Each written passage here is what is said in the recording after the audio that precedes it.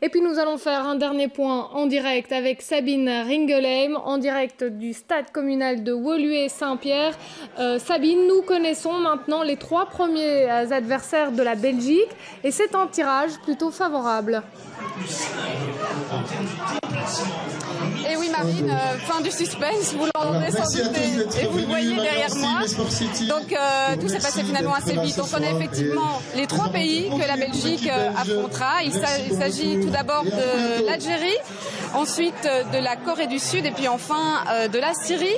Et je vais tout de suite demander à Thomas Châtel qui est à côté de moi, qui est resté à côté de moi pour suivre, merci à vous, ce tirage. Alors vous d'ailleurs, vous êtes maintenant un international et vous jouez à Mons, mais vous avez fait vos premières armes ici même au stade communal de Woluwe-Saint-Pierre. Alors quel premier bilan entre guillemets déjà tiré de ce premier tirage? C'est un tirage qu'on peut dire en tout cas favorable à la Belgique. Oui. On est venu de bonne humeur parce que c'est la fête du football aujourd'hui et on est avant tout fiers d'être belges aujourd'hui et d'être à ce tirage au sort. Et puis finalement, il y a de bonnes nouvelles qui sont tombées parce que je trouve que le tirage est plutôt favorable, même si évidemment il faudra aller jouer ces matchs-là, il faudra se qualifier et ce sera pas facile, mais on est clairement un des favoris du groupe avec la Russie et donc on espère bien passer.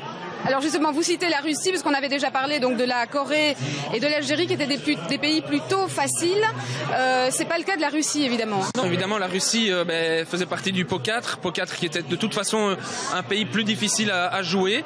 Mais la Russie, c'est un plus gros morceau. On connaît un peu le championnat russe, c'est un championnat quand même assez difficile, avec des joueurs quand même assez talentueux. Et donc voilà, l'autre renseignement, évidemment, c'est de voir, quoi qu'il arrive, si on se qualifie, c'est-à-dire si on est premier ou deuxième, on jouera le groupe de l'Allemagne et du Portugal. Donc on tombe vraisemblablement contre l'Allemagne ou le Portugal qui sont favoris de l'autre groupe. Donc ça sera plus compliqué. Voilà, donc des 8e de finale qui s'annoncent difficiles en tout cas. À votre avis, jusqu'où peut-il aller ?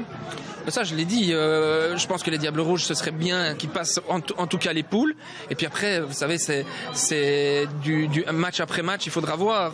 Jouer contre l'Allemagne ou le Portugal, c'est vraiment des matchs de top niveau. Donc évidemment, avec ces Diables Rouges-là, oui, mais enfin, bon, si on vous demande quand même un pronostic, vous qui connaissez quand même vraiment très très bien ce monde de l'intérieur.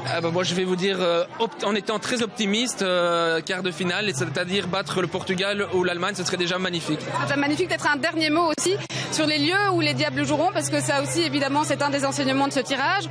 On sait donc qu'ils joueront à Belo Horizonte, Rio et Sao Paulo, ce qui là aussi est plutôt favorable aux Diables Rouges. Oui, en termes de déplacement, c'est vrai qu'il y avait bien pire comme déplacement, comme groupe avec des déplacements bien plus importants. Donc là aussi, on s'en sort bien. Donc je dirais une soirée vraiment intéressante et chouette pour la Belgique. Eh bien, merci Thomas Châtel. Voilà, eh bien Marine, effectivement, on sait maintenant un petit peu ce qui attend les Diables à partir du 18 juin, puisque je vous rappelle que le premier match sera contre l'Algérie et est donc programmé pour le 18 juin au Brésil. On suivra tout ça.